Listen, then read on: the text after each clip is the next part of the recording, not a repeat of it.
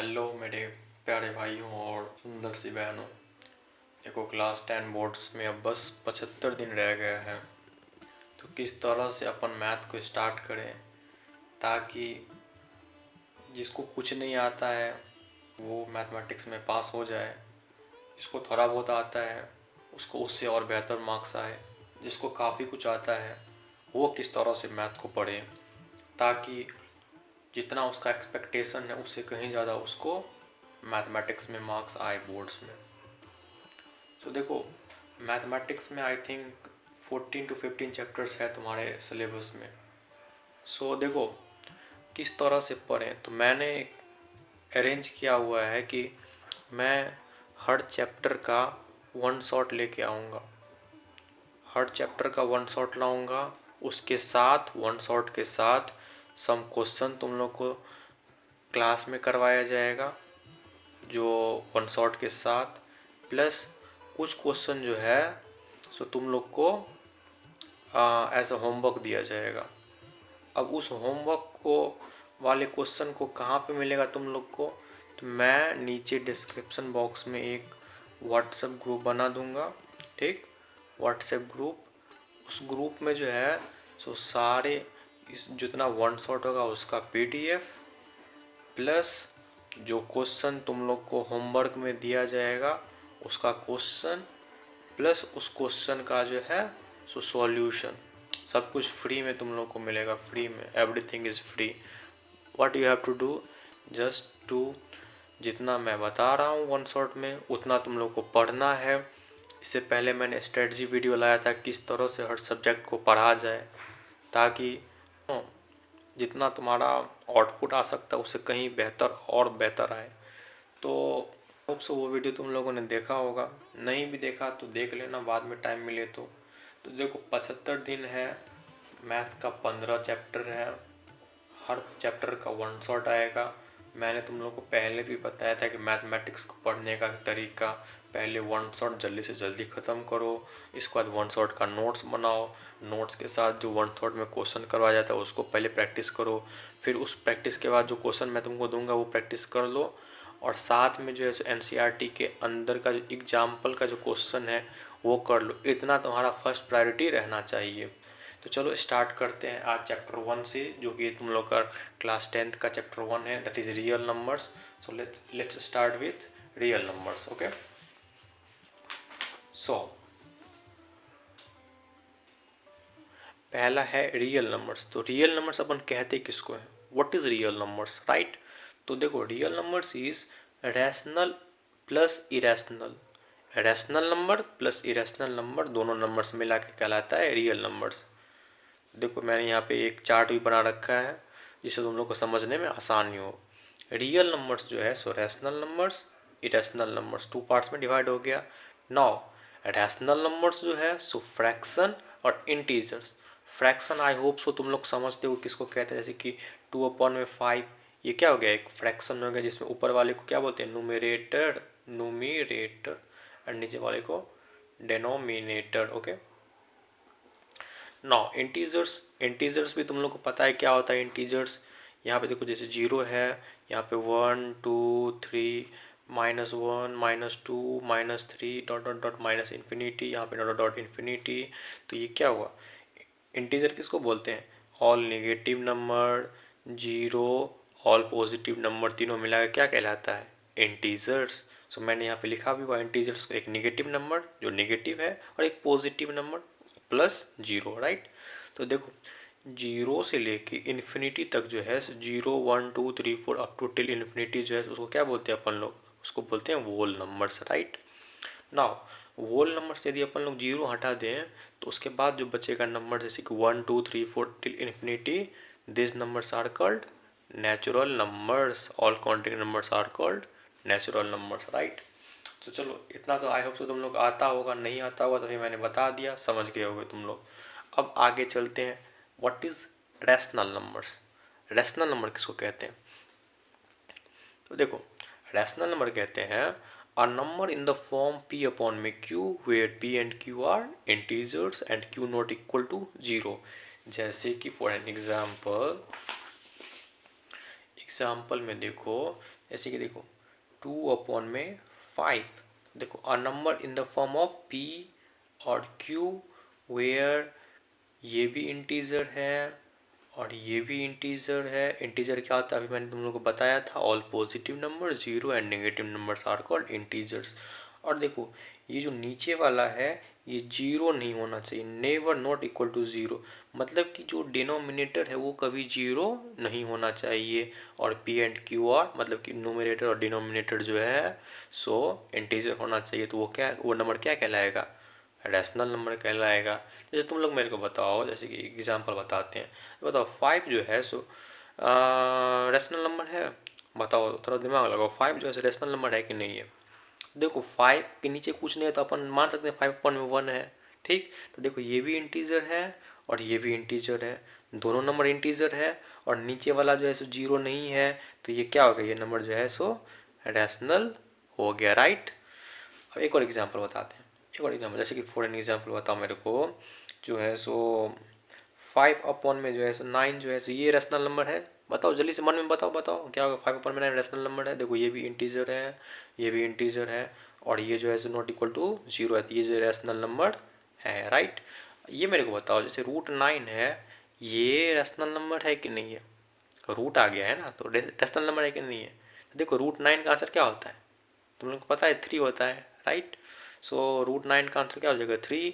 तो 3 जो है सो अपन 3 को कैसे लिख सकते हैं, 3/1, तो 3/1 लिख सकते हैं। तो ये भी इंटीजर है, ये भी इंटीजर है, और ये जीरो के बराबर नहीं है, तो ये भी नंबर क्या हो गया, रैशनल नंबर हो गया। इसी प्रकार बताओ √15 जो है सो ये रैशनल नंबर है कि नहीं है। देखो √15 का तो तुम, आई होप सो तुम लोग को रूट याद होगा, जैसे कि √1 का क्या होता है 1, √4 का कितना होता है 2, √9 का कितना होता है 3, ये तो तुम लोग को आता होगा। √16 का कितना होता है 4, इतना तो आता ही होगा, राइट। सो √15 का तुम लोग को पता होगा, √15 का तो नहीं है, √15 तो किसी का, √16 का पता है 4 होता है, √9 का पता है 3 होता है, √15 का थोड़ी ना होता है, कुछ इंटीजर में थोड़ी ना निकलता है।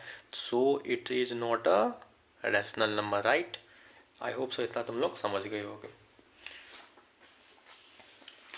नाउ अगला टर्म आता है irrational numbers, right. So what is irrational numbers, तो non terminating non repeating decimal numbers are called irrational numbers. अभी तुम लोग याद कर लो बस, non terminating number and non repeating number are called irrational number. अब तुम लोग बोलोगे जो नॉन टर्मिनेटिंग क्या होता है, नॉन रिपीटिंग क्या होता है, तो कुछ देर बाद, थोड़ी देर बाद मैं इसको डिस्कस करूँगा। अभी बस दिमाग में इतना याद रख लो कि non terminating number and non repeating decimal numbers are called irrational number. जैसे एग्जाम्पल में देखो √5 हो गया, √3 हो गया, √5 + √7 हो गया, पाई हो गया, ये सब क्यों इरेशनल नंबर्स है, इसके बारे में डिटेल में डिस्कस करेंगे थोड़ी ही देर में, राइट। सो अभी बस इतना याद रख लो कि non terminating number and non repeating decimal numbers are called irrational numbers, ठीक। नाउ एक काफ़ी इंपॉर्टेंट टर्म्स इस चैप्टर का आता है, दैट इज इक्वल टू में यूक्लिड्स डिवीजन लेमा, राइट। ये काफ़ी इंपॉर्टेंट टर्म्स है, important terms, right. Euclid's division lemma, ये क्या होता है, पहले देखो लेमा का मतलब क्या हुआ। लेमा का मतलब होता है एक proven statement used for proving another statement. मतलब क्या, एक पहले से ही कोई स्टेटमेंट प्रूव्ड है, उसको अपन लोग यूज करेंगे किसी दूसरे स्टेटमेंट को प्रूव करने के लिए, उसको बोलते हैं अपन लोग लेमा, ठीक। अब यूक्लिड्स डिवीजन लेमा क्या है, तो देखो पहले अपन एग्जाम्पल से समझ लेते हैं, एग्जाम्पल समझने में तुम लोग को आसानी होगा। उसके बाद यहाँ पे आएंगे ना तो तुम लोग डिटेल में अच्छे से समझ जाओगे, जो क्या मैंने क्या मैं बता रहा था ये तुम लोग तुरंत समझ जाओगे, ठीक। तो देखो क्या होता है यूक्लिड्स डिवीजन लेमा। तो पहले देखो तुम लोग जो है सो डिवीजन तो तुम लोग को पहले से ही आता होगा। जैसे देखो 3 को अपन लोग जैसे मान के चलो 19 से डिवाइड करेंगे, ठीक। तो क्या होगा 3 6 जा 18 होगा, तो रिमाइंडर क्या होगा 1। तो देखो इसको अपन लोग क्या बोलते हैं, इसको क्या बोलते हैं पता है तुम लोग को, नहीं पता तो याद कर लो, इसको बोलते हैं कोशेंट। क्या बोलते हैं इसको, कोशेंट, ठीक। इसको क्या बोलते हैं पता है, नहीं पता तो याद कर लो, रिमाइंडर, इसको बोलते हैं रिमाइंडर, ठीक।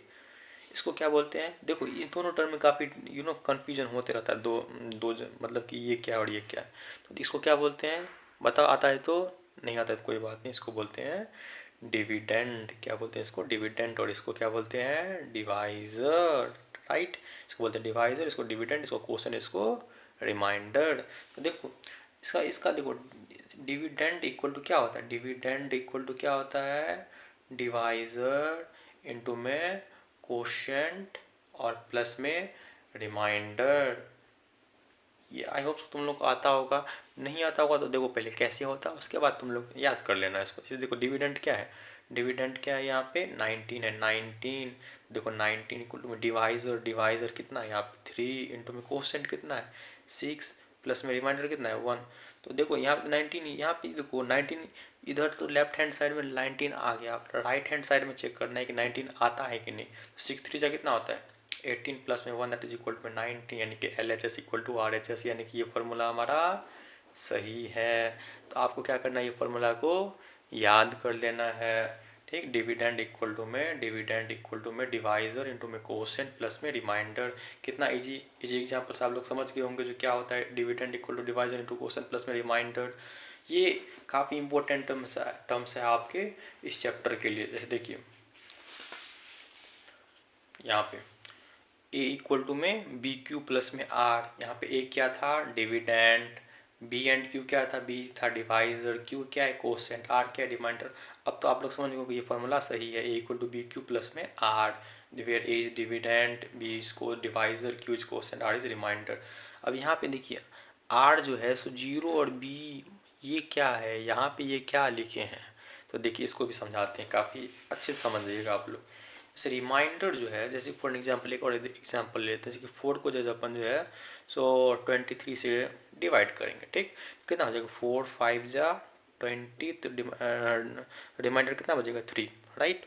तो देखो यहाँ पे रिमाइंडर यहाँ पे क्या है 3 है, यहाँ पे रिमाइंडर और क्या आ सकता था पहले, यदि अपन लोग 4 को जैसे 22 से करते तो 4 5 जा 20, तो रिमाइंडर क्या था 2। यदि अपन लोग 4 को 21 से करते तो रिमाइंडर कितना आता 1। यदि अपन लोग 20 से डिवाइड करते तो कितना आता रिमाइंडर 0। तो देखो रिमाइंडर क्या सब आ रहा है 0 1 2 3, यानी कि यदि 4 से अपन लोग डिवाइड करेंगे, यदि किसी नंबर को 4 से डिवाइड करेंगे तो उसका रिमाइंडर क्या सब आ सकता है 4 से नीचे 0 तक। जैसे 4 से नीचे क्या 3 2 1 0, राइट। जैसे अपन लोग 5 से किसी नंबर को डिवाइड करेंगे तो रिमाइंडर क्या सब हो सकता है 4 3 2 1 0, ठीक। अगर किसी नंबर को अपन लोग 3 से डिवाइड करेंगे तो कैसा रिमाइंडर हो सकता है, बताओ जल्दी से मन में बताओ क्या होगा 2 1 0, ठीक। तो यही है, बस यही है, सिंपल सा यही है। जैसे देखो यहाँ पे रिमाइंडर जो है हमेशा जो है 0, अभी बताए थे 0 और 0 से बड़ा होना चाहिए r, और b से छोटा होना चाहिए। b क्या था यहाँ पे डिवाइज़र, b यहाँ पे क्या था डिवाइज़र। देखो यहाँ पे b क्या था डिवाइज़र, तो हमेशा नहीं दिख रहा है b, देखो देखो b क्या था डिवाइज़र, तो हमेशा इसे क्या होना चाहिए छोटा होना चाहिए, ठीक। हमेशा इसे क्या होना चाहिए छोटा होना चाहिए, राइट। तो ये तुम लोग समझ गए होगे। तो बस यही है यहाँ पे मैंने बता दिया dividend equal to divisor into question plus में रिमाइंडर, क्या होता है डिवाइजर, क्या होता है डिविडेंड, क्या होता है क्वेश्चन, क्या होता है रिमाइंडर बता दिया। अब देखो यहाँ पे तुम लोग को जो एक क्वेश्चन अभी मैंने तुम लोग को बता ही दिया, रिमाइंडर क्या क्या हो सकता है। तो रिमाइंडर वो सब हो सकता है जैसे कि जो जो डिवाइजर होता है ना, डिवाइजर से छोटा 0 तक। जैसे डिवाइज़र 4 है, डिवाइज़र जैसे कि डिवाइज़र जो है सो 8 है, तो इसका रिमाइंडर क्या सब हो सकता है यहाँ पे मेरे को बताओ, कमेंट में लिखना है तुम लोग को, ठीक। जैसे इसका डिवाइज़र 8 है, डिवाइज़र यदि 8 है तो रिमाइंडर क्या क्या हो सकता है, यहाँ पे क्वेश्चन में ले दो, क्वेश्चन में डिवाइज़र जो है सो 8 है, ठीक। तो रिमाइंडर क्या क्या हो सकता है कमेंट बॉक्स में तुम लोग को लिखना है, ठीक। चलो अगला टॉपिक में बढ़ते हैं, अगला, हाँ राइट, अगले अगले टॉपिक से पहले इस पर एक काफ़ी इंपॉर्टेंट क्वेश्चन कर लेते हैं, बहुत इंपॉर्टेंट क्वेश्चन है ये, राइट। तो इसको पहले अपन लोग कर लेते हैं।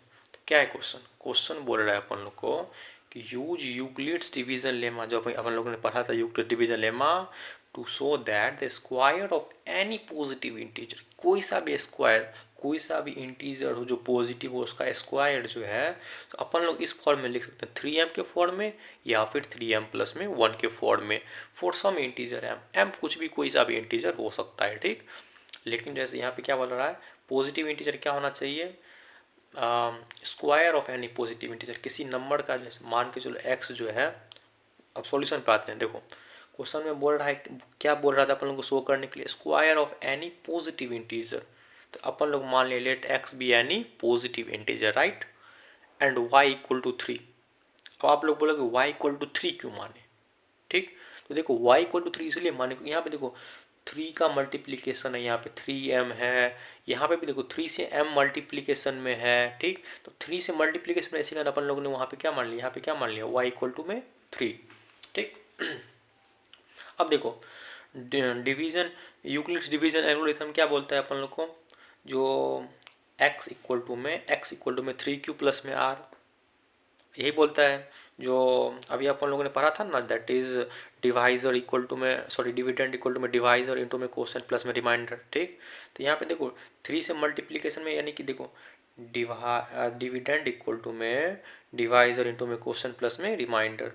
अब देखो यहाँ पे जो है क्यू क्या हो सकता है, क्यू जो है ग्रेटर इक्वल टू में 0 होगा, और आर जो है 0 1 2 होगा। अभी मैंने तुम लोग को बताया था, क्या बताया था, जो 3 यदि यहाँ पे डिवाइजर है तो रिमाइंडर क्या सब होता है, 0 1 एंड 2, ठीक। अब देखो रिमाइंडर यदि 0 1 एंड 2 हो सकता है, ठीक, तो अपन लोग x को क्या सब लिख सकते हैं, 3q लिख सकते हैं, 3q प्लस 1 लिख सकते हैं, 3q प्लस में 2, क्योंकि r को अपन लोग ने 0 1 2 ये अभी मैंने तुम लोग को सिखा दिया, इसी कारण देखो कितना अभी जरूरी यहाँ पे पड़े जा रहा है। देखो स्टेप में x इक्वल टू 3q हो सकता है, 3q प्लस 1 हो सकता है, और 3q प्लस में 2 हो सकता है। यहाँ तक समझ में आ गया, यहाँ से तो वही था जो मैंने तुम लोग को पहले बताया था। अब आगे देखो, as per the question if we take square on both side, यहाँ पे बोल रहा है ना square of any positive integer. तो अपन ने पॉजिटिव इंटीजर क्या माना था, x माना था, तो x का अपन लोगों ने क्या कर दिया, स्क्वायर कर दिया। तो यहाँ पे x इक्वल टू क्या था, 3q था, 3q को भी स्क्वायर कर दिया, तो क्या हो गया 9q स्क्वायर। अब देखो 9q स्क्वायर को 3 इंटू में 3q स्क्वायर लिख ही सकते हैं। अब तुम लोग बोलोगे ये क्यों लिख दियो भैया, 3 इंटू में 3q स्क्वायर, मेरे को तो समझ में नहीं आता, मैं कैसे समझूंगा ये लिखना है, क्योंकि यहाँ पे देखो 3m के मल्टीप्लीकेशन में 3 टाइम्स कुछ करना है अपन लोग को, 3 टाइम्स कुछ करना है, तो 3 टाइम्स कुछ हो गया, तो 3 टाइम्स कुछ हो गया, तो इसी कुछ को अपन लोग मान लेंगे m, यही को मान लेंगे m, तो x इक्वल में 3m हो गया प्रूव्ड, ठीक। तो पहला हो गया अपन लोग का प्रूव्ड। अब देखो लेकिन 3 करना है, क्योंकि रिमाइंडर जैसे 0 1 और 2 है, तो अपन लोग को 0 के लिए तो देख लिए, अब 1 के लिए भी देख लेंगे, फिर 2 के लिए भी देख लेंगे, फिर बोलेंगे प्रूव्ड हो गया। अब देखो x इक्वल एम, अब देखो 1 के लिए 3q प्लस में 1 होगा, इसको स्क्वायर करेंगे तो क्या होगा, x स्क्वायर इक्वल में 3q प्लस में 1 का होल स्क्वायर। इसको जो स्क्वायर करोगे a प्लस बी का होल स्क्वायर तुम लोग को आता होगा ना, आई होप सो तुम लोग a प्लस बी का होल स्क्वायर आता होगा, नहीं आता है तो याद कर लो, इसका होता है a स्क्वायर प्लस में b स्क्वायर प्लस में 2ab, तो वही क्या a स्क्वायर प्लस में b स्क्वायर प्लस में 2ab, ठीक। तो इसको सॉल्व करने पर ये आया। अब एक और क्वेश्चन देखो, यहाँ पे देखो 3 तो अपन लोग यहाँ से कॉमन ले सकते हैं, यहाँ से देखो 3 कॉमन लेंगे तो क्या हो जाएगा 3q स्क्वायर, यदि 9q स्क्वायर को जो है अपन ऐसे लिख सकते हैं 3 इंटू में 3q स्क्वायर, ठीक। और 6q को अपन लोग ऐसे लिख सकते हैं 3 इंटू में 2q। तो इसी कारण जो है यहाँ से जो है हम लोग 3 क्या कर लिए, कॉमन ले लिए, तो क्या हो गया 3q स्क्वायर प्लस में 2q, और एक तो बचा था यहाँ पे, तो प्लस में 1 लिख दिए। अब देखो अपन लोग को यही करना था, यहाँ पे जो 3m प्लस में 1 करना था, देखो 1 यहाँ पे आ गया, 3 इंटू में समथिंग आ गया, तो अब इस समथिंग को क्या मान लेंगे अपन लोग, m मान लेंगे। तो यही समथिंग को अपन लोगों ने m मान लिया, तो यही समथिंग को अपन लोगों ने क्या कर लिया, m मान लिया। तो अपन लोग क्या है एक्स स्क्वायर इक्वल टू में 3m प्लस में 1, देखो सेकंड का भी हो गया अपन लोग को प्रूव्ड। अब तीसरा एक और है क्या ना, क्योंकि रिमाइंडर तो 3 था ना, तो एक और रह गया, तो उसको भी कर लेते हैं। तो एक्स स्क्वायर इक्वल टू में 3q प्लस में 2 का होल स्क्वायर, वही a प्लस बी का होल स्क्वायर फॉर्मूला लगाएंगे, तो यहाँ पे ये हो गया, प्लस में 1 आ गया, तो अब इसी को जो है अपन लोग क्या मान लेंगे, m मान लेंगे। तो इससे क्या होगा एक्स इक्वल में 3m प्लस में 1, तो देखो तीनों मतलब कि शुरू में जो है 3m का एक पहले में आया 3m, जैसे यहाँ पे देखो पहले में आ गया 3m, फिर आ गया यहाँ पे 3m प्लस में 1, फिर आ गया यहाँ पे 3m प्लस में 1। तो अपन लोग बोल सकते हैं यहाँ पे hence from equation 1 2 and 3 we conclude that square of any positive integer is either of the form 3m और 3m plus 1 for some integer m। तो कितना आसान था ये, एक बार यदि मैं यहाँ पे इतने अच्छे से समझा दिया शुरू से अंत तक, तुम लोग को क्या करना है, लेक्चर ख़त्म होने के बाद फिर से एक बार इसको प्रैक्टिस कर लेना, ठीक। काफ़ी आसान क्वेश्चन था, काफ़ी इजी तरह से मैंने तुम लोग को बता दिया, एक बार और देख लेना इस क्वेश्चन को, ठीक। अब चलो चलते हैं नेक्स्ट टॉपिक पे, दैट इज इक्वल टू में next topic is Euclid's division. Next topic अपन लोग का है यूक्लिड्स डिवीजन एल्गोरिथम। अब ये क्या है यूक्लिड्स डिवीजन एल्गोरिथम? काफ़ी आसान चीज़ है ये तो तुम लोग को आता भी होगा, लेकिन फिर भी कुछ नया नाम देके तुम लोग को बोल रहा है जो ऐसे बेवकूफ़ बनाया जाए। तुम लोगों ने बचपन में LCM SCF सीख लिया होगा, नहीं आता है किसी को तो फिर क्या किया जाए, बता ही देते हैं। देखो LCM SCF का भी मैं तुम लोग को अभी थोड़ा सा बता ही देता हूँ, क्या पता किसी को नहीं आता हो LCM और SCF निकालना। ठीक, तो पहले अपन लोग बात कर लेते हैं LCM के बारे में। तो LCM क्या होता है? Lowest common factor. ठीक, LCM क्या होता है? लोवेस्ट कॉमन फैक्टर मतलब क्या? जो सबसे कॉमन फैक्टर जो सबसे लोवेस्ट हो। ठीक, तो जैसे कि एग्जांपल में बोलते हैं LCM ऑफ किस किस का बोल रहे हैं, LCM ऑफ 6 and 18। ठीक, अब कैसे करना है? देखो 6 को पहले अलग से कर लो, 2 में 2 3 जा 6। 18 को अलग से कर लो, 2 9 जा 18, 3 3 जा 9। तो देखो 6 क्या हो गया? 2 इंटू में 3। 18 क्या हो गया? 2 इंटू में 3 इंटू में 3। तो अब देखो LCM क्या होता है ना, जैसे यहाँ पे देखो ये दोनों 2 कॉमन आ गया, तो एक 2 लेना है, ये एक 3 लेना है और एक 3 अलग आ गया तो उसको मल्टीप्लाई कर देना। जैसे कि यहाँ पे देखो 2 इंटू में 3 इंटू में 3, तो क्या हो गया? 3 2 जा 6, 3 जा 18। तो यही इसका हो गया क्या आंसर। जो LCM क्या हो गया? लोवेस्ट कॉमन फैक्टर क्या हो गया? 18। ठीक, सॉरी लोवेस्ट कॉमन मल्टीपल है ना यहाँ पे, वही तो बोल लेते क्या गड़बड़ करे जा रहे हैं। यहाँ पे लोवेस्ट कॉमन मल्टीपल है। ठीक, LCM का तो लोवेस्ट कॉमन मल्टीपल क्या है? 18। ठीक, कैसे हुआ बात समझ में आ गया? एक और एग्जांपल बताते हैं। ठीक, जैसे कि LCM ऑफ 10 and 15। देखो 10 कैसे लिखेंगे? 2 और 5। 15 को कैसे लिखेंगे? 3 5 जा 15। तो देखो 10 क्या हो गया? 2 इंटू में 5। 15 क्या हो गया? 3 इंटू में 5। तो देखो 2 5 दोनों में 5 कॉमन है तो अपन लोग एक 5 लेंगे। यहाँ पे 2 अलग है तो 2, 3 अलग है तो 3। 5 2 जा 10, 3 जा 30। समझ में आया? जिसको LCM नहीं आता था समझ में आया कितना आसान था चीज़। एक और बता देते हैं आखिरी एग्जांपल। ठीक, जैसे LCM ऑफ किसका बता देते तुम लोग को? 21 and 27 का बता देते हैं। 21 का देखो क्या होगा? 21 का हो जाएगा 3 7 या 21। 27 का क्या हो जाएगा? 3 9 या 27, 3 3 जा 9। देखो 21 को क्या लिखेंगे अपन लोग? 3 इंटू में 7। 27 को कैसे लिखेंगे? 3 इंटू में 3 इंटू में 3। देखो यहाँ पे इसमें भी 3 है, इसमें भी 3 है, तो दोनों में 3 है कॉमन तो एक ही 3 लेंगे। इसमें 7 अलग है तो 7 अलग, 3 अलग, 3 अलग तो 3 अलग, 3 अलग, तो कितना हो जाएगा? 3 3 जा 9, 9 7 जा 63 और 63 3 जा 3 3 जा 9 7 18, 63 3 जा यही ना होता है। 3 3 जा 9, 6 3 जा 18, या 189 हो जाएगा। तो आई होप सो तुम लोग LCM निकालना सीख गए होगे। और HCF क्या होता है पता है तुम लोग को? HCF भी इसी में बता दें। HCF होता है हाईएस्ट कॉमन फैक्टर। जैसे कि दोनों में जो कॉमन कौन सा है, जैसे कि देखो इसमें इसी क्वेश्चन का जो है यहाँ पे HCF दे, तो HCF क्या होगा? तो HCF देखो HCF हो जाएगा जैसे कि 6 को अपन लोग क्या लिखे? 2 इंटू में 3 लिखे थे, और 18 को क्या लिखे थे? 2 इंटू में 3 इंटू में 3। तो देखो यहाँ पे इस दोनों में सेम कौन सा है? 2 सेम है, 3 सेम है, तो कितना हो जाएगा? 2 इंटू में 3 6 हो जाएगा इसका highest common factor of 6 and 18 is 6, right. और एक देख लो, जैसे इसी का देख लो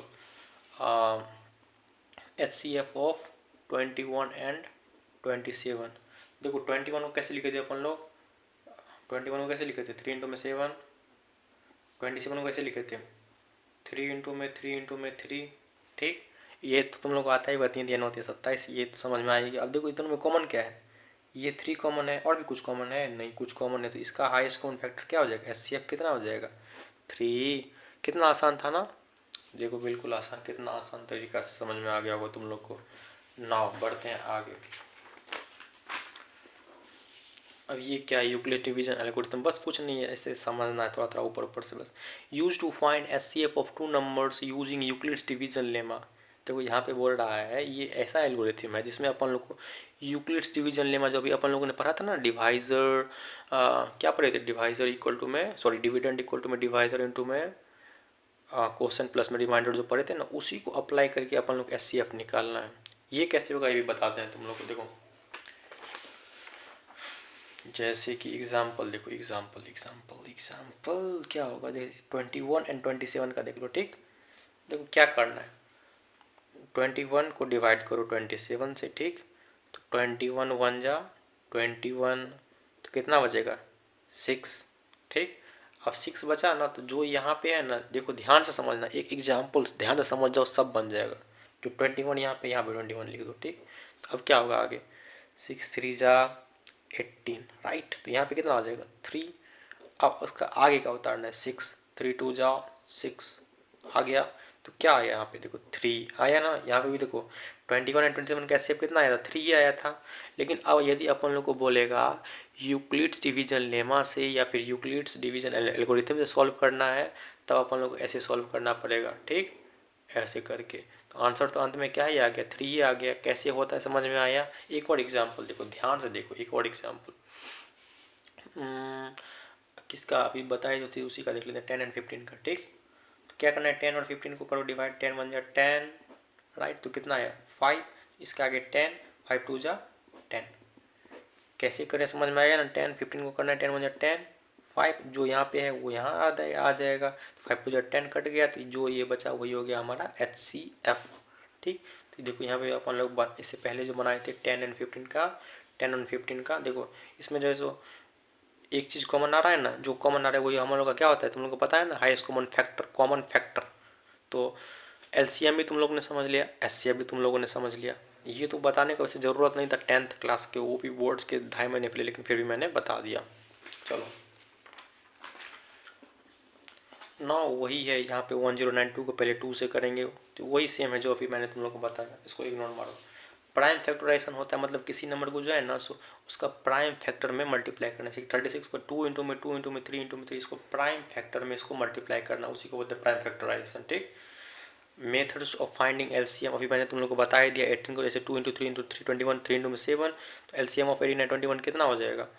जैसे देखो यहाँ पे 3 दोनों में कॉमन है, तो एक 3 लेंगे, राइट। 3 दो कॉमन है, दोनों में कॉमन है, तो एक 3 लेंगे। 2 अकेले है, 2 अकेले, और 3 इधर अकेले तो 3 अकेले, और 7 अकेले तो 7 अकेले, राइट। जो कॉमन रहता है उसको एक ले लेते हैं, बाद में जो अकेले अकेले रहता है उसको ऐसे लिख देते हैं। अभी तुम लोग को इतने एग्जाम्पल से बता दिए। इसका आया 126 126, और एचसीएफ भी अभी तुम लोग को बता दिए। वही जो कॉमन आता है, इसमें देखो 3 और 3 दोनों में कॉमन है, 3 3 3 हो गया। तुम लोग को जो मेथड आसान लगे, आइदर जो 2 मेथड अभी मैंने तुम लोग को बताया ना एचसीएफ निकालने का, जो तुमको आसान लगे वही उसी से सॉल्व करना। ठीक, जैसे कुछ एग्जांपल यहाँ पे भी है, find HCF of 15 and 35, find HCF of 18 and 30। इस दोनों को देख लेना, इसका आंसर 6 होगा, सॉल्व करके देख लेना। और यहाँ पे मैंने इसको सॉल्व करके रखा हुआ है, राइट। इतना एग्जाम्पल बता दिया तो ये तो तुम लोग से बन ही जाएगा। एक प्रैक्टिस क्वेश्चन के लिए तुम्हारे पास 2 क्वेश्चन है। ठीक, अब नाउ एक काफ़ी इंपॉर्टेंट चीज़ है यहाँ पे, that is product of 2 numbers equal to में एचसीएफ इंटू में एलसीएम ऑफ 2 नंबर्स। ये एक अच्छे से इसको याद कर लो, that is product of 2 numbers equal to में क्या होता है, HCF into M LCM of 2 numbers. जैसे कि एग्जाम्पल में देखो 15 एंड 35, राइट। सो 15 एंड 35 को अपन लोग को जो है ना सो 15 एंड 35 का मल्टीप्लीकेशन कितना होगा 525। इस दोनों का एचसीएफ कितना होगा 15 एंड 35 का, यहाँ पे निकाली थे एचसीएफ ऑफ 15 एंड 35 कितना था, एचसीएफ था 5, तो एचसीएफ है 5, और एलसीएम कितना होगा, एलसीएम कितना हो जाएगा 105। इसको सॉल्व करके देखना, इसका एलसीएम कितना हो जाएगा 105। इस दोनों को मल्टीप्लाई करेंगे तो 525 आ जाएगा। तो देखो LHS इक्वल टू में RHS, यानी कि ये फॉर्मूला हमारा सही है।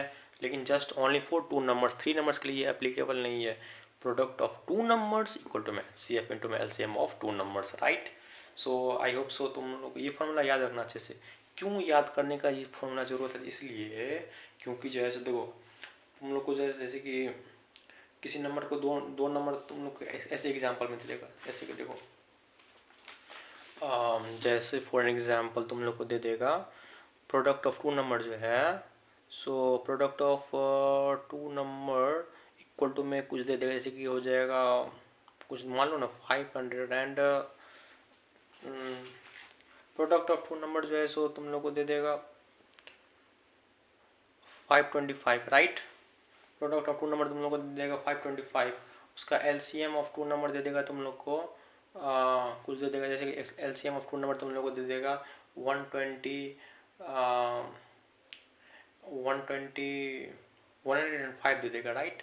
देखो प्रोडक्ट ऑफ टू नंबर से तुम लोग को 525 दे देगा, एलसीएम ऑफ टू नंबर जो है 105 दे देगा। तुमसे पूछेगा एचसीएफ ऑफ टू नंबर्स क्या होगा, क्वेश्चन हो जाएगा ऐसी लैंग्वेज में आएगा। If product of two numbers is 525, the LCM of two numbers is 105, to find the HCF of two numbers. So how can you find it? You don't need to find anything, you just know the formula that product of two numbers equal to my LCM and LCF of LCM into my HCF of two numbers, right? So product of two numbers we have given और LCM of two numbers is given, अपन लोग से HCF of two numbers पूछ रखा है, ये निकालने के लिए क्या करेंगे, इक्वल टू में HCF of two numbers equal to में क्या हो जाएगा 525 अपन में 105 दैट इज इक्वल टू हो जाएगा 5, समझे। तो ये फॉर्मूला काफ़ी इंपॉर्टेंट है, किसी 1 मार्क्स में कभी भी एग्जाम में भी आ सकता है। दैट इज क्वेश्चन में देगा product of two numbers, LCM of two numbers, HCF दे देगा, एलसीएम निकालने बोल देगा। तो you know this formula, which formula, that product of two numbers is equal to में एचसीएफ इंटू में एलसीएम ऑफ टू नंबर्स, ठीक। चलो अगले टॉपिक्स पे, कितना हो गया। अब तुम लोग को थोड़ी देर पहले मैंने क्या बताया था, थोड़ा सा ठंड रखो। इरेशनल नंबर्स जब आया था बोले थे नॉन टर्मिनेटिंग, नॉन रिपीटिंग, तुम लोगों ने बोला था मनी मन जो क्या बोल रहा है नॉन टर्मिनेटिंग नॉन रिपीटिंग, मेरे को तो बताओ पहले, एक्सप्लेन तो करो क्या होता है। अब मैं अच्छे से एक्सप्लेन कर तुम लोग को करता हूँ। इतना प्रीवियसली जितना बताएं उतना तुम लोग का होप समझ में आ गया होगा। अब देखो इरेशनल नंबर से पहले कुछ points to be remember, that is root p is irrational if p is prime. कोई सा भी तुम प्राइम नंबर उठा के दे दो, जैसे prime number root two is prime number, या तो root two is irrational. 5 is prime number, yes, तो रूट 5 इज इरेशनल, ओके।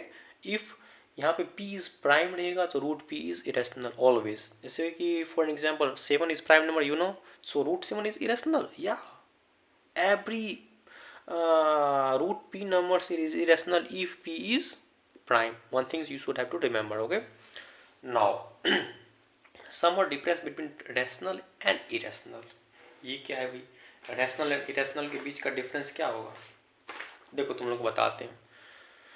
जैसे मान के चलो एक रैशनल नंबर कुछ ले लिए, जैसे कि 2/5, और एक इरेशनल नंबर ले लिए दैट इज इक्वल टू में रूट 3। तो इस दोनों को यदि अपन लोग सम करेंगे यदि, जैसे रूट 3 प्लस में 2/5, तो ये हमेशा इरेशनल बनेगा, ठीक। और डिफरेंस भी करेंगे दैट इज रूट 3 माइनस 2/5, या फिर 2/5 माइनस में रूट 3, हमेशा जो है इरेशनल नंबर ही रहेगा, ये दिमाग में घुसा लो। That is sum and difference between rational and irrational is always irrational, okay। वही यहाँ पे तुम लोग से अभी टेस्ट करने के लिए मैंने पूछा था, थोड़ा सा दिमाग लगाने का बस ज़रूरत था। दैट इज सम और difference between rational and irrational, क्या हो जाएगा यहाँ पे आंसर, क्या हो जाएगा इसका answer, irrational, okay. Now product of rational and irrational क्या होगा, तो product of rational and irrational भी हमेशा जो है सो इरेशनल ही होगा, ठीक। जैसे कि देखो रैशनल में देखो 2 हो गया, इरेशनल में रूट 3 हो गया, तो 2 इंटू में रूट 3 क्या हो जाएगा 2√3, तो हमेशा क्या होगा वो इरेशनल ही होगा। अब देखो प्रोडक्ट ऑफ 2 इरेशनल, सो क्या होगा बताओ, तो तुम लोग दिमाग में सोचो तो 1 मिनट तक, जो प्रोडक्ट ऑफ 2 इरेशनल क्या होगा, कुछ बोलेगा रैशनल, कुछ बोलेगा इरेशनल, कुछ बोलेगा दोनों। तो जिसने बोला दोनों वो सही है, वेरी गुड। क्यों, देखो जैसे कि फॉर एग्जांपल 2 इरेशनल नंबर ले लेते हैं, जैसे कि रूट 2 एंड एक और अदर इरेशनल नंबर ले लेते हैं रूट 3, तो रूट 2 इंटू में रूट 3 क्या हो जाएगा रूट 6 हो जाएगा, तो वो इरेशनल नंबर है। सिमिलरली यदि अपन लोग रूट 2 एक इरेशनल नंबर ले लें, दूसरा भी इरेशनल नंबर अपन लोग 2√2 ले लें, तो दोनों का प्रोडक्ट करेंगे तो कितना हो जाएगा 2√2 इंटू में रूट 2 कितना हो जाएगा 4, दैट इज इक्वल टू में rational number. So product of 2 irrational क्या हो सकता है, आइदर रैशनल और इरेशनल, राइट। अब देखो इसका अगला पॉइंट ये काफ़ी इंपॉर्टेंट है, ये पॉइंट काफ़ी इंपॉर्टेंट है। क्यों है? क्योंकि अगले क्वेश्चन में ये जो क्वेश्चन है इसको सॉल्व करने में ये पॉइंट्स काफ़ी हम लोग को मदद करेगा। If prime numbers divides A square, if prime number divides, prime number समझ में आ गया ना क्या होता है? What is prime number? Prime number is such a number which is divisible by 1 and itself is called prime numbers. So if prime numbers divide a square, तो prime number divides a, यदि कोई prime number है जो divide करता है A square को, तो वही प्राइम नंबर जो है डिवाइड करेगा ए को भी। ठीक, ये बात दिमाग में घुसा लीजिए। देखो 5 डिवाइड्स, ये क्या है 15 का स्क्वायर, तो सो 5 डिवाइड्स 15। ओके, सिमिलरली इफ मैं क्वेश्चन पूछता हूँ, जो बताओ इफ, क्वेश्चन बताने तुम लोग को, इफ 7 का स्क्वायर, सॉरी, इफ 7 डिवाइड्स 19 का स्क्वायर, तो 7 डिवाइड्स 19 और नॉट, बताओ जल्दी से। तो बोलेगा बिल्कुल 7, इफ 7 डिवाइड्स 19 का square, so 7 divides 19 because 7 is a prime number. If prime number divides A square, the prime number divides A. दिमाग में अच्छे से घुसा लो, क्यों? क्योंकि अभी बताने वाले क्वेश्चन काफ़ी इंपॉर्टेंट है, लगभग लगभग हर साल आता है। Prove that root 7 is irrational, तो रूट 7 इरेशनल है, प्रूव करना है। Let us assume that root 7 is rational, let assume. अब अपन लोग तो पता ही है, अपन लोग हमेशा उल्टा काम करते हैं। इसने बोला मेरे को प्रूव करो इरेशनल, तो मैंने बोलता हूँ, जैसे अपन लोग बोलते हैं पढ़ाई करो पढ़ाई करो पढ़ाई, हमने नहीं बोलता कि मैं क्यों, कौन पढ़ाई करेगा। लेट सपोज मान लो हम लोग नहीं पढ़ाई करेंगे, छोड़ो, लेकिन बाद में पता चल कि हमारा एजम्पशन तो गलत था भाई, हम लोग को तो पढ़ाई करना था। सिमिलरली यहाँ पे जैसे क्वेश्चन ने बोला रूट 7 इज इरेशनल, तो मान लेंगे हम लोग रूट 7 क्या है, रेशनल नंबर है। Let assume that root 7 is rational. Since root 7 is rational, it can be expressed in the form of a upon with q, a upon with b, where a and b are co-prime integer. अब देखो co-prime क्या होता है, एक नया term है ना co-prime, अभी बताते हैं। कुछ नहीं है, सिंपल सा है। What is co-prime? सिंपल सा है, देखो co-prime क्या होता है ना, HCF of two number equal to में 1 that is equal to co-prime। Simple सी बात। जैसे देखो तुम लोग बोलोगे, जैसे कि मैंने यहाँ पे बोला जो let assume root 7 is rational, तुम लोग बोलोगे भाई यार रूट 7 15 अपॉन में 21 भी रैशनल नंबर है।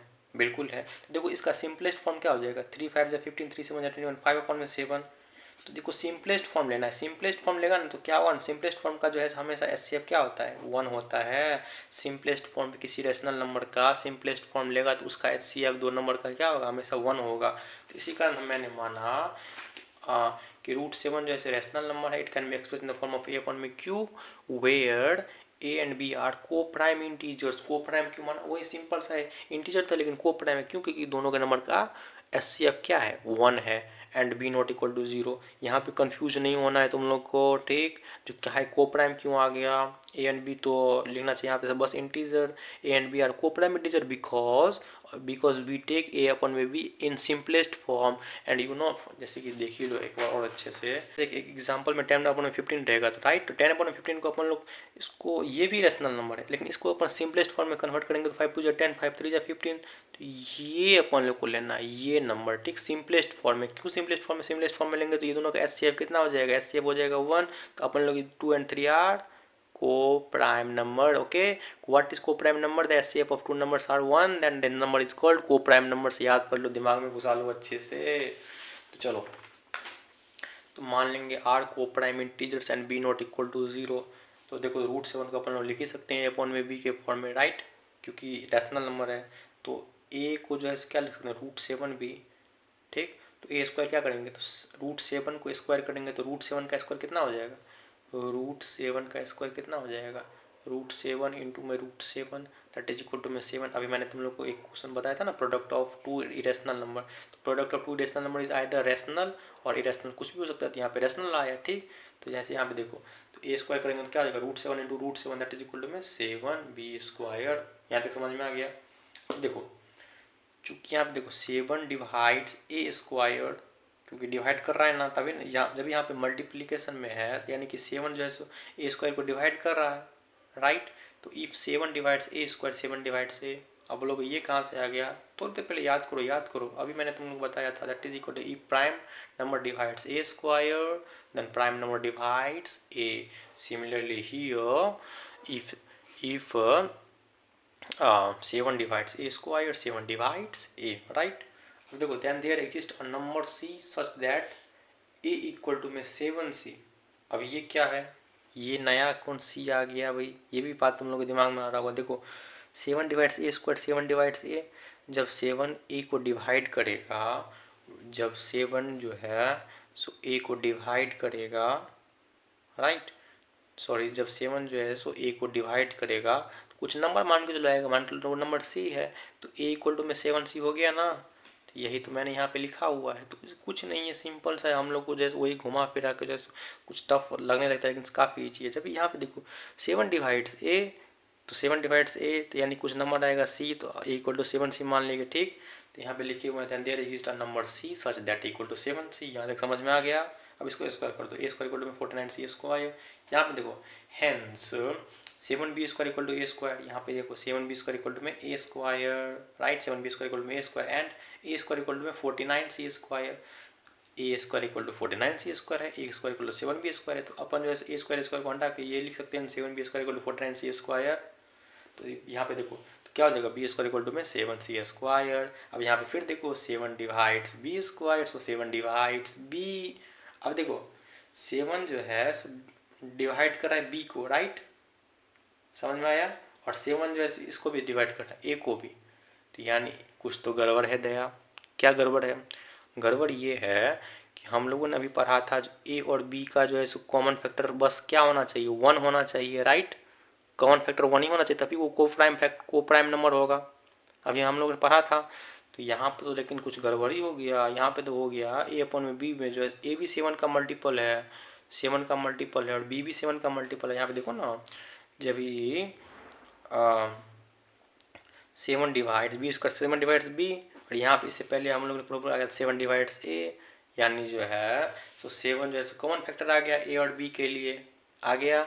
लेकिन ये तो गलत बात है। तो यानी क्या, it contradicts our assumption that a and b are co-prime integers, hence our assumption that root 7 is irrational is wrong, therefore root 7 is irrational। काफ़ी आसान क्वेश्चन जिसको लेकिन लोग पता नहीं क्यों इसको टफ में ले लेता है। मैंने इतने आसानी से तुम लोग को समझा दिया, एक बार और इसको दोबारा रिवाइज कर लेना और एक दो बार सॉल्व कर लेना, सब समझ में आ जाएगा, ठीक। चलो इसके अगला टॉपिक पे पढ़ते हैं। इसका अगला टॉपिक काफ़ी जो है ना सो ईजी है, वो भी एग्जाम में आता है कभी कभार 1 मार्क्स क्वेश्चन में। वो क्या पता है, वो बताते हैं। देखो terminating and non terminating. What is terminating, तो it ends at a certain point. For example को यहाँ पे 0.2, 2.56, 3.9, 105, देखो ये रुक गया यहाँ पे जाके, तो it ends at a certain point, उसको क्या बोलते हैं, टर्मिनेटिंग डेसिमल्स, राइट।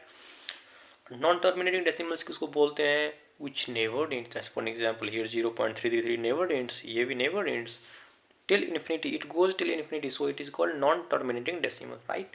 अब now there is two terms, recurring and non-recurring। recurring किसको बोलते हैं, non-recurring किसको बोलते हैं। recurring a part repeats infinitely, as for example यहाँ पे 0.232323 यानी कि 23 repeats infinitely, so it's here 23 repeats infinitely, so here it is called recurring। and what is non-recurring, right, so the non-recurring is no parts repeat infinitely, as for example the value of pi is equal to 3.14159265535, so here you can see that no parts repeats infinitely, right, so it is called non-recurring। now move forward, check rational numbers terminating है या not, okay।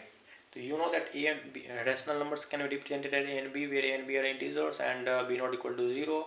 So it is terminating when if first HCF of a and b are 1, a and b का HCF कितना होना चाहिए 1, and b is represented in this form 2 raised to power m and 5 raised to power n। यहाँ पे m और n क्या है, कुछ भी, कोई सा भी नंबर, मतलब m and n 0 भी हो सकता है, ठीक, m and n कुछ भी हो सकता है यहाँ पे, any integers, right। तो देखो if there is some other number in multiplication b is recurring, b is recurring, ये क्या बात हुई, क्या बोल रहे हो, देखो बता अच्छे से समझो। जस्ट फॉर एग्जांपल देखो, एक एग्जांपल बताते तुम लोग को, एग्जांपल से ही पूरा मैथमेटिक्स टिका हुआ है। जैसे फॉर एग्जांपल देखो 2/50, राइट, तो हम लोगों को सबसे पहले क्या बताया था, जो इसको सिंपलेस्ट फॉर्म में कन्वर्ट कर लो तो क्या हो जाएगा, 1/में कितना हो जाएगा, 1/में 25 हो जाएगा, राइट। तो सिंपलेस्ट फॉर्म में जब भी कन्वर्ट हो गया तो इसका HCF क्या होगा, तुमको पता ही, जब सिंपलेस्ट फॉर्म में कन्वर्ट हो गया तो HCF 1 हो जाएगा। अब इसको डिनोमिनेटर को जो है 25 को जो है कैसे रिप्रेजेंट कर सकते हैं, 25 को जो है अपन लोग 5 × 5 और 5 का स्क्वायर रिप्रेजेंट कर सकते हैं, राइट। तो देखो डिनोमिनेटर जो है सो रिप्रेजेंट है किस फॉर्म में, denominator represent in form of 2⁻0 × 5⁻²। देखो तुम लोग को पता होना चाहिए किसी के पावर 0 रहता है उसका वैल्यू होता है 1, ठीक। 2⁻0 that is equal to 1 into में 5 का square that is equal to 25, तो इसका वैल्यू 25 आया। 25 is represented only in the term of 2 something into में 5 something, so it is called terminating. Just one more example, for example it is 30, right. So how can you write it, you know that it is in the simplest form, so SCF is equal to में 1, SCF of these two number is equal to में 1। Okay, now what's other things we have to do is 30 को ऐसे represent होता है, 30 को जैसे अपन लोग ऐसे लिख सकते हैं ना, देखो 30 को जैसे कैसे लिख सकते हैं 2 15 3 5, तो 30 को जैसे अपन लोग लिखेंगे 2 इंटू में 3 इंटू में 5। Here 30 is represent in the form of 2 something into में 5 something, but here one more terms comes, okay. तो when any other numbers except when any other numbers other than 2 and 5, 2 और 5 के अलावा यदि कोई दूसरा नंबर, कोई तीसरा नंबर आ गया तो वो जो है सो कभी नेवर टर्मिनेटिंग नहीं होगा, कभी टर्मिनेटिंग नहीं होगा। इतनी बात दिमाग में घुसा लो, समझ में आया। वही यहाँ पे लिखा हुआ है, जो बी जो है हमेशा 2 समथिंग इंटू में 5 समथिंग रहेगा तो वो नंबर जो है सो टर्मिनेटिंग कहलाएगा, नहीं तो वो नंबर टर्मिनेटिंग नहीं कहलाएगा, राइट। और देखो नीचे में यदि कुछ if there is some other multiplication, जैसे कि यहाँ पे अभी जो एग्जांपल बताया उसमें 3 आ गया था, तो इसका मतलब क्या होगा, ये जो A/B है उसको क्या बोलेंगे, रेकरिंग कहलाएंगे। रेकरिंग वो नंबर क्या हो जाएगा, रेकरिंग, जो पार्ट्स रिपीट्स इनफाइनाइटली, वो दोज पार्ट्स रिपीट्स इनफाइनाइटली। जैसे फॉर एग्जाम्पल देखो, तुम लोग को कंफ्यूज होने का जरूरत नहीं है, सिंपल सा है क्या, जो नंबर दिया हुआ है ना A/B उसको सिंपलेस्ट फॉर्म में कन्वर्ट करो, उसका जो है सो SCF 1 आ जाएगा। उसके बाद जो नीचे में जो आएगा सिंपलेस्ट फॉर्म में ये, इसको जो है सो देखो इसका जो है सो इस तरह से जो है सो फैक्टर निकाल लो। यदि फैक्टर जो है सो 2 में समथिंग इंटू में 5 में समथिंग, सिर्फ यही दोनों आया तो वो नंबर टर्मिनेटिंग होगा। यदि इसके अलावा कुछ समथिंग अदर देन दैट आया तो वो नॉन टर्मिनेटिंग हो जाएगा, ठीक। इतना ही है, बस इतना ही है। जैसे एग्जाम्पल में देखो 0.025, इसको 25 में 1000 लिखेंगे, इसको 1/40 हो गया। देखो 1/40 का SCF कितना हो जाएगा 1, यू ऑल नो दैट। इसका SCF कितना हो जाएगा 1 नहीं होगा, तभी तुम लोग SCF निकालना सिखाए ही है। तो SCF of 1 and 40 is 1 and denominator 40 can be expressed as 2⁻3 × 5। कैसे हुआ देखो, 40 को जो है अपन लोग यदि करेंगे तो 220 हो जाएगा, 210 25, तो 42 2⁻3 इंटू में 5। तो देखो कोई अदर नंबर नहीं ना आया, सिर्फ 2 और 5 का ही पावर आया, तो यानी कि ये नंबर जो है क्या है, टर्मिनेटिंग है। अब 2/3 देखो, 2/3 का क्या है, 2/3 का SCF कितना है 1 है, राइट। बट हियर 2 में समथिंग इंटू 3 समथिंग के अलावा भी कुछ है दैट इज इक्वल टू 3। यदि 2 में समथिंग इंटू 5 में समथिंग के अलावा कुछ और आ जाए, ठीक, उसका SCF 1 है और उसके अलावा कोई और आ जाए तो वो क्या कहलाएगा, रेकरिंग नंबर कहलाएगा। क्या कहलाएगा, रेकरिंग कहलाएगा, ठीक। समझ में आ गया। तो टर्मिनेटिंग किसको कहते हैं, नॉन टर्मिनेटिंग किसको कहते हैं। आई होप जितना मैंने बताया तुम लोग को उतना तुम लोग को सब समझ में आ गया होगा। काफ़ी आसान चैप्टर था, नहीं तुम लोग को अभी देखे होगे, काफ़ी इसमें जो कुछ था ही नहीं चैप्टर, कुछ था ही नहीं। जैसे देखो पहले हम लोगों ने शुरुआत कहाँ से किया था, हम लोगों ने शुरुआत किया था रियल नंबर्स क्या कहलाते हैं, रियल नंबर्स रेशनल इरेशनल में, फिर रेशनल इरेशनल देखे, फिर यूक्लिड्स डिवीजन लेमा देखे, कितना आसान था। रिमाइंडर क्या होता है ये तुम लोग को कमेंट करना है, काफ़ी आसान, मैंने तुम लोग को सब कुछ बता दिया यहाँ पे। उसके बाद जो है सो एक क्वेश्चन, काफ़ी अच्छा क्वेश्चन करवाया तुम लोग को, ये क्वेश्चन को तुम लोग को प्रैक्टिस करना है दोबारा। उसके बाद यूक्लिड्स डिवीजन एल्गोरिथम क्या होता है ये मैंने तुम लोग को बताया, उसको जो है एग्जाम्पल के थ्रू बताया तुम लोग को। फिर प्राइम फैक्टराइजेशन क्या होता है ये बताया, एचसीएफ एलसीएम कैसे निकालना ये बताया, ये काफ़ी इंपॉर्टेंट फार्मूला ये बताया। इसके बाद इसका एक एग्जाम्पल भी तुम लोग को करवाया। फिर जो है सो इरेशनल नंबर के बारे में कुछ पॉइंट बताया, जो पॉइंट तुम लोग को रिमेंबर रखना है। उसके साथ एक एग्जाम्पल काफ़ी अच्छा एग्जाम्पल करवाया। ये एग्जाम्पल लगभग हर एग्ज़ाम में आता ही आता है। उसके बाद तुम लोग को टर्मिनेटिंग एंड नॉन टर्मिनेटिंग के बारे में बताए। बस इतना ही है फर्स्ट चैप्टर में। आई होप सो जितना मैंने तुम लोग को बताया तुम लोग समझ में आ गया होगा। यदि फिर भी कोई डाउट रह गया हो तो कमेंट बॉक्स में लिख देना, और मैंने नीचे में डिस्क्रिप्शन बॉक्स में जो है सो व्हाट्सअप ग्रुप का लिंक दे दिया है, उससे तुम लोग ज्वाइन हो जाओ उस ग्रुप में। उस ग्रुप में जितना मैंने पढ़ाया उसका PDF मिल जाएगा तुम लोग को, प्लस में जो है सो प्रैक्टिस करने के लिए क्वेश्चन मिल जाएगा, plus lot of more strategy how to prepare for your ongoing boards examination, जो तुमको काफ़ी हेल्प करेगा। वो उसके लिए जैसे तुम उस ग्रुप में ऐड हो जाना, राइट। सो इस तरह से पढ़ाई करते रहो। आई होप तुम लोग को ये वीडियो काफ़ी अच्छा लगा होगा तो अपने फ्रेंड्स को भी काफ़ी शेयर करो, क्योंकि ये काफ़ी बेनिफिशियल है। मैं ऐसे ही लगातार हर चैप्टर का वीडियो लाऊंगा। चलो मिलते हैं अगले वीडियो में, अगले चैप्टर में और कुछ सम स्ट्रेटजी वीडियो के साथ। तब तक के लिए बाय, अपना ख्याल रखना और पढ़ाई करते रहना। Okay bye.